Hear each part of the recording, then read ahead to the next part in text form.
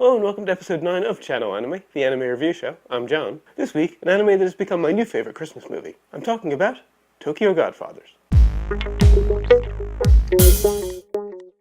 Directed by Satoshi Kon of Perfect Blue fame, along with Shogo Furuya, and co-written by Kon and Keiko Nobumoto, noted for being the creator of Wolf's Rain and the head scriptwriter for Cowboy Bebop, Tokyo Godfathers focuses on a trio of homeless people who find an abandoned infant girl while rummaging through some trash. The trio then decide to care for the girl and set out to find her parents, encountering many obstacles, twists, and turns along the way. Now on to the characters. We have Kyoko, the infant girl, Hana, a transsexual woman and former drag queen, Miyuki, a teenage runaway, and Gin, a middle-aged alcoholic. And now on to the art and animation, and I have to say that the animation is beautifully fluid. And I really loved how detailed the character designs were, especially Gin after he was attacked. And they all have some great facial expressions, especially Hana. And of course the backgrounds were nicely detailed as well. And onto the sound music, and I'm going to include voice acting this time. And this is where I have my one minor criticism. I think that the opening theme music was a bit too cheery and didn't really fit the mood that the anime had set up. However, the voice acting was amazing, and I don't really comment on voice acting in subtitled anime, but in this case it really transcended the language barrier. It even allowed me to miss a subtitle now and then and still be able to follow what was going on. I also really liked how Hana's voice deepened when she talked about her real mother, and how almost all of the sound cut out for her descent at the end. Now on to my more general positives. I really liked that all three of the main characters had very distinct personalities, and Gin's initial backstory was really heartbreaking, although I was a bit taken aback by how politically incorrect he was towards Hana. However, I did like that it was just treated as a reflection on Gin, and not intended to say anything about Hana at all.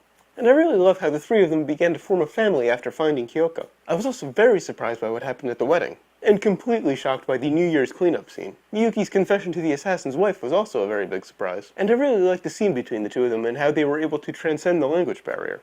The moment that they'd realized that they'd found the house that they were looking for was somehow both funny and sad, and I got really choked up when they showed what Miyuki had found in the newspaper, as well as when she attempted to call home. The chase scene at the end was really funny, genuinely exciting, and on a scale that could never have been pulled off in live action without a huge budget. And the ending was absolutely perfect. Now, there were a few conveniences that I would normally complain about, but it's a Christmas movie, so I can accept them. I absolutely adore this movie. Not only is it a great anime, but it's a proper Christmas movie. It even included the Christmas miracle at the end. Now, I should probably mention that even though it's an animated Christmas movie, it isn't exactly family-friendly. As I mentioned earlier, there's some very politically incorrect language, and a couple of very violent scenes, and some partial nudity in the form of some breastfeeding scenes. However, not only has it become a new yearly tradition for me, but I think I'm going to have to reconsider my top 10, and maybe even my top 5. Alright, that's it for Tokyo Godfathers. Until 4 weeks from now, when I'll be reviewing Samurai Flamenco, I'm taking a few weeks off for the holidays. Take a look down in the description, and you'll find a link to find Tokyo Godfathers on Vio, links to find Channel Anime on Facebook, Twitter, and Google+.